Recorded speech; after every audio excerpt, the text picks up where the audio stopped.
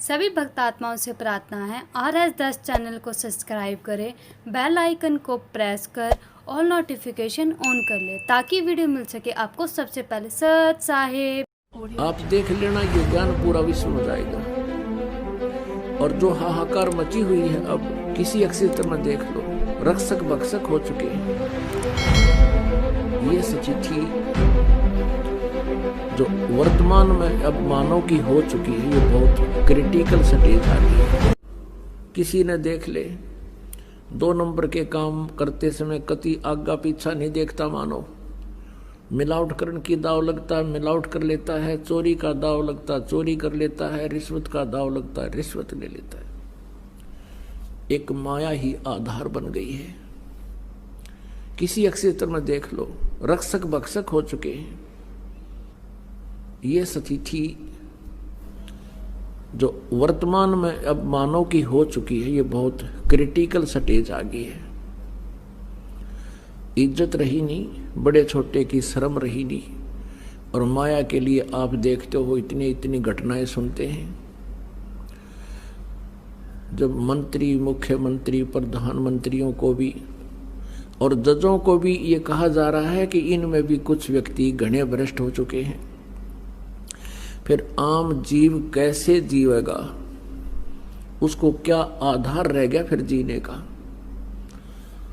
तो पुण्यात्माओं,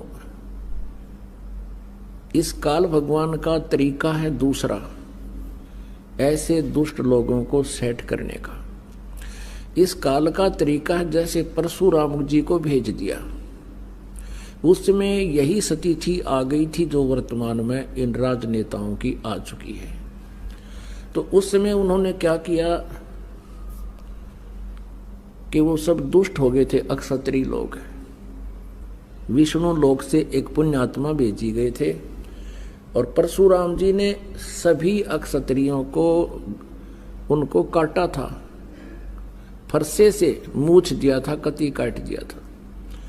और पूरी पृथ्वी पर कोई उन्नकम्मी आत्मा छोड़ी नहीं थी। इस तरह सेटिंग करता है यो काल। और कबीर परमात्मा कैसे सेटिंग करता है, ये समाधान नहीं है जो वो किया गया था उससे। ठीक है, कुछ दिनों के लिए कुछ डर भय बन जाता है, लेकिन अंतःकरण में जगह बनी नहीं।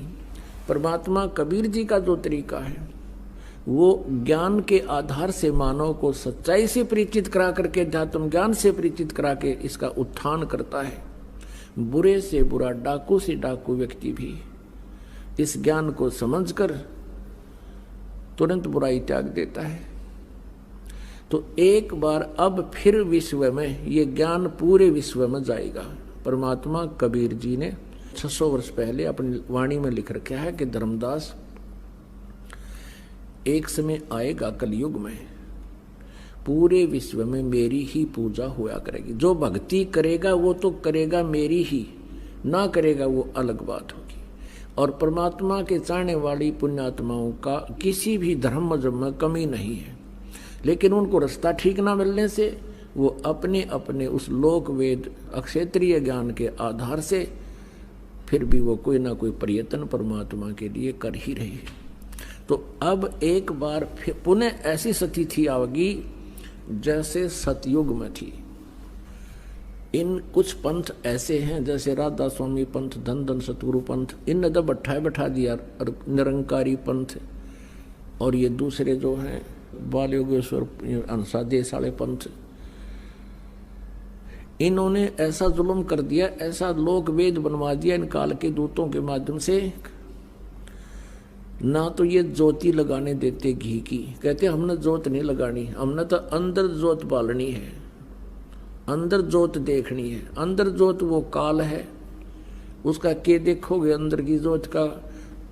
उसने अर्जुन ने देखी थी वह ज्योत, वो ज्योति निरंजन अर्जुन ने देखा था जब उसने विराट रूप धारण कर दिया, कलेजा पाट गया होता सारा, कापा खड़ा खड़ा, और तुम थारती दिखा दिया तो हार्ट अटैक हो जाएगा। धार्मिकता इन पंथों ने नष्ट कर दी। ये कहते हैं ना धर्म करना, ना दान करना, ना कोई जोत लानी, ना कोई अवन पाठ करना।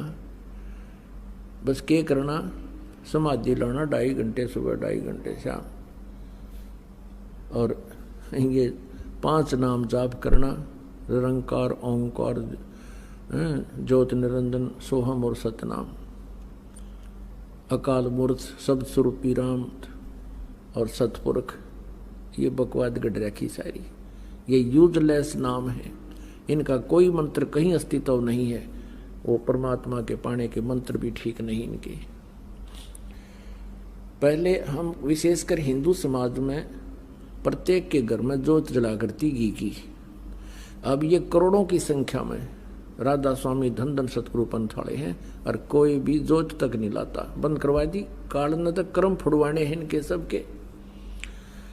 गीता जी अध्याय नंबर 3 में श्लोक नंबर 10 से लेकर 15 तक स्पष्ट किया है कि सभी प्राणियों की 14-15 में, अध्याय नंबर 3 के 14-15 में किया कि सभी प्राणियों का शरीर अन्न से उत्पन्न होता है, अन्न वर्षा से होता है, वर्षा यज्ञ से होती है, और यज्ञ शास्त्र अनुकूल साधना से होते हैं, और यहाँ शास्त्र अनुकूल कर्मों से यथार्थ यानी सही यज्ञ उससे होती है।